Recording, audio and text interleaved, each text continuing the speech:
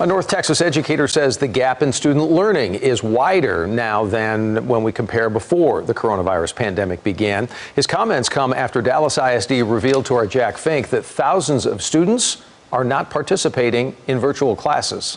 So now for some good news and then some not so good news. The news from Dallas ISD Superintendent Dr. Michael Inohosa that the district has 13,000 to 14,000 fewer students than expected not only concerns him, but other educators. It does surprise me that it's that many students, but when I TCU Associate Education Professor Kirby Alexander says students in virtually every school district have been negatively impacted by the pandemic.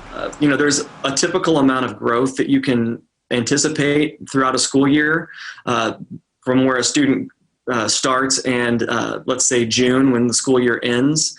Well, that growth was interrupted because suddenly, we find ourselves in an academic emergency. Professor Alexander says during the long break, students weren't in school. Some of them kept up with their reading and educational activities while others didn't. And he says that presents a problem for teachers because the curriculums are generally designed toward the middle of student abilities. So now teachers are faced with, what's the new middle? He says school districts should be testing their students to see where they are academically. Inohosa says Dallas ISD teachers are doing that. And they're testing 4 or 5 at a time.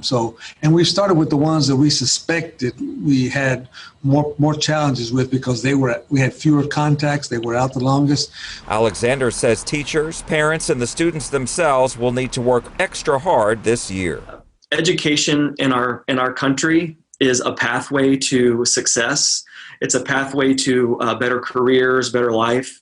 And I feel for those students that are missing out on that opportunity to be connected to that pipeline that could provide them with a better life. Jack Fink, CBS 11 News.